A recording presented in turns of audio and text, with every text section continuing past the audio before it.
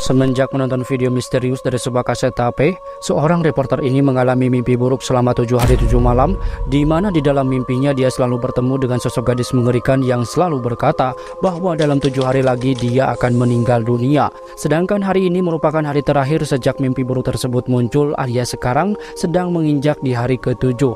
Nah, untuk menghentikan mimpi buruknya tersebut, sang reporter kembali beranjak dari tempat tidurnya dan pergi mengunjungi titik lokasi di mana gadis itu hilang.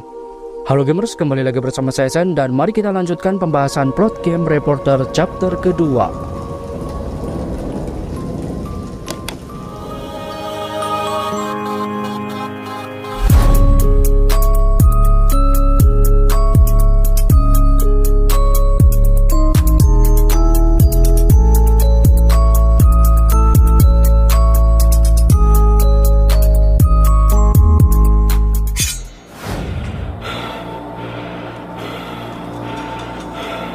Berlatar di sebuah apartemen mewah milik seorang pria yang bekerja sebagai seorang reporter terbangun oleh mimpi buruk yang terus-menerus menghantuinya selama 7 hari 7 malam sesaat setelah dirinya menonton sebuah video dari kaset HP yang dia temukan dalam brankas di game Reporter chapter ke-1, di mana di situ dia mengunjungi rumah sakit tua untuk menyelidiki kasus pembunuhan yang belum terpecahkan. Menginjak di hari ke-7 ini, dia merasakan mimpi buruknya yang semakin memburuk, seolah-olah mimpi itu terasa lebih nyata dibandingkan dengan mimpi-mimpi sebelumnya. Disebabkan nama dari tokoh utamanya tidak pernah disebutkan baik di game Reporter chapter ke-1 maupun chapter keduanya, jadi mari kita sama-sama beri dia nama Cecep. Selama ini Cecep bekerja sama dengan seorang pria bernama Stas untuk memecahkan kasus pembunuhan misterius ini bersama-sama, dan saat itu Stas menelpon dirinya untuk memberitahukan informasi terkini mengenai seorang gadis hilang yang dirahasiakan oleh pihak kepolisian bernama Alessa, di mana gadis tersebut kemungkinan besar ada kaitannya dengan mimpi buruk yang selalu Cecep alami. Dalam mimpinya, Cecep mengaku kalau dia selalu mendengar suara bisikan seorang wanita yang mengatakan bahwa dirinya akan meninggal dalam kurun waktu 7 hari lagi, dan sekarang merupakan hari ke-7-nya. Alessa adalah seorang anak perempuan yatim piatu yang masih sangat akrab dengan yang namanya mainan. Bisa dibilang umurnya baru menginjak 10 tahunan, dan satu-satunya keluarga yang dia punya hanyalah ayah tirinya. Meskipun berstatus tiri, namun ayah tirinya tersebut sangatlah menyayanginya. Tetapi di suatu hari Alessa dikabarkan menghilang setelah dia bermain di depan sebuah hotel bernama Golden Dolphin, dan tak ada satupun saksi mata yang melihat penculikan ataupun pembunuhan yang terjadi padanya. Sehingga ayah tirinya pun berusaha keras untuk mencari keberadaan Alessa, namun tak ada satupun jejak yang ditemukan. Sama seperti di kehidupan nyata, kejadian yang paling memilukan dibanding dengan peristiwa aslinya adalah di mana para petugas berwajib, bisa polisi ataupun agen-agen lain yang memiliki tanggung jawab untuk menyelesaikan kasusnya, malah menghindar dari permasalahan tersebut dengan alasan buang-buang waktu dan gak ada uangnya. Serta karena mereka tidak mau ribet, dengan mudahnya mereka membuat tuduhan bahwa ayah tirinya lah yang telah membunuh Alessa. Akhirnya ayah tiri Alessa pun dijatuhi hukuman mati dengan menempatkannya di atas kursi elektrik yang akan membunuhnya dalam sekejap dengan sengatan listrik. Tapi sebelum kematiannya, dia meninggalkan sebuah pesan bahwa akan semakin banyak korban berjatuhan lagi jika mereka tidak segera menghentikan Alessa. Pembicaraan mereka pun selesai sampai di situ, dan Stas menyarankan kepada Cecep untuk mendatangi tempat di mana peristiwa ini bermula, yaitu di sebuah hotel yang bernama Golden Dolphin. Stas menyuruh Cecep untuk menanyakan beberapa pertanyaan mengenai Alessa kepada karyawan di sana ataupun langsung kepada pemilik hotel tersebut. Namun tak lupa juga Stas mewajibkan Cecep untuk membawa kameranya agar menjadi bukti kuat apa yang akan terjadi di sana. Tanpa berlama-lama, dia pun bergegas membawa kameranya dan berangkat menuju hotel Golden Dolphin meskipun hari itu sudah larut malam.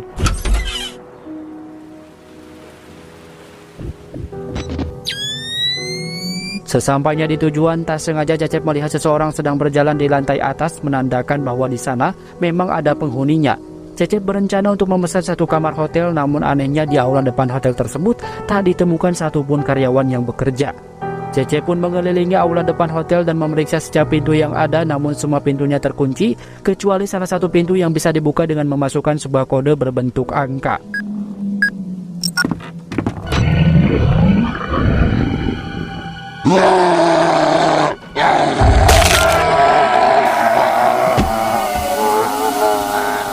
Cecep mendapatkan sebuah pukulan dari sosok manusia berbadan besar dan berwajah mengerikan hingga dia pun terjatuh pingsan. Selama pingsannya itu, Cecep malah tersadar di sebuah apartemen yang pernah dia kunjungi sebelumnya, di mana di situ dia merasa sedang dijavu.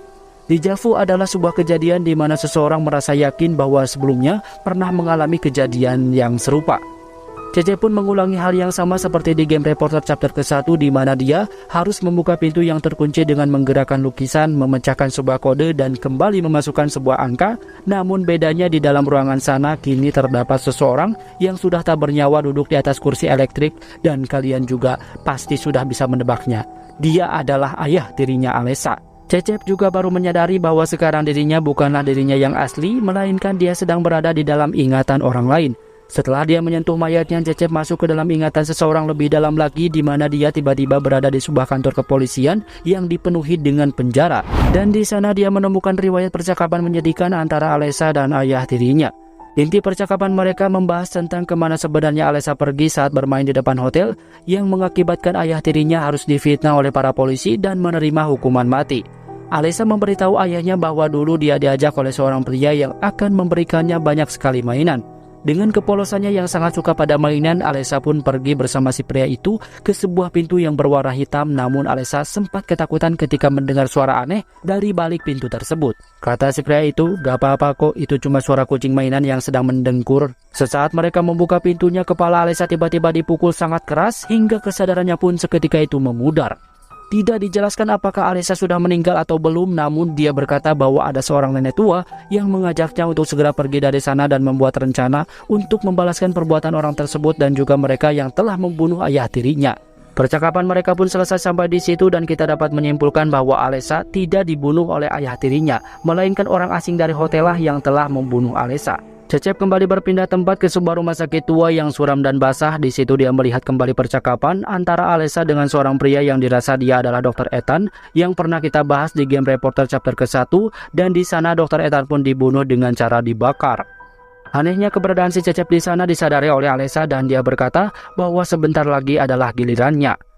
Kemudian Cecep kembali terbangun dari pingsannya di ruang bawah tanah dan dia diletakkan bersama dengan para mayat lain yang telah dibunuh oleh monster tersebut. Namun beruntung dia masih sempat melarikan diri dari sana sebelum dia benar-benar dibunuh.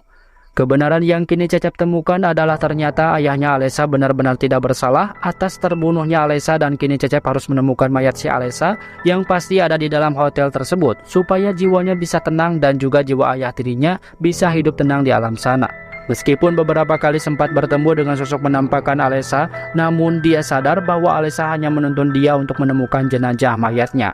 Penjagaan yang begitu ketat oleh beberapa monster yang berkeliaran serta para manikin yang kini sudah berbusana seorang perawat, akhirnya di ujung ruangan dia berhasil menemukan mayat si Alessa yang ditutup dengan sebuah peti mati.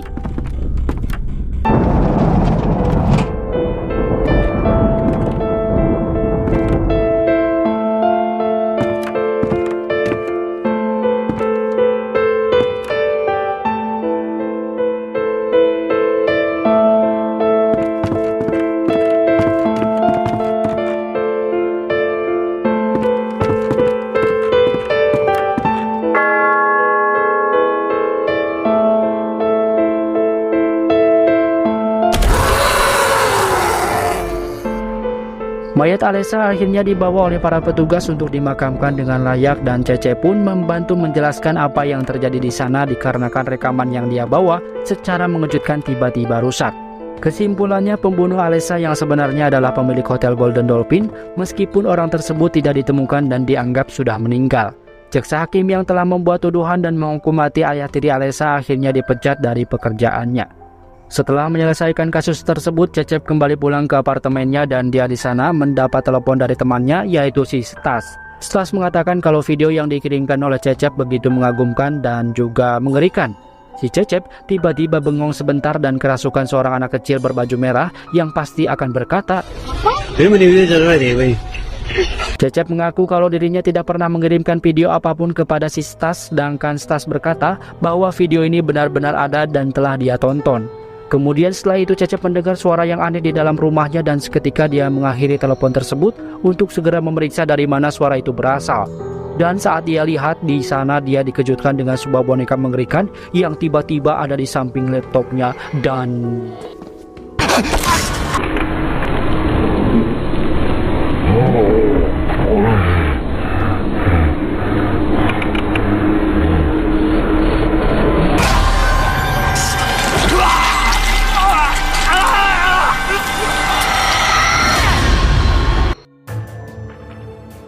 Itu dia guys, alur cerita Game Reporter chapter keduanya yang agak sedikit membingungkan juga ya. Dikarenakan plotnya ada yang bercampur dengan ingatan orang lain, sedangkan kita sulit untuk membedakannya.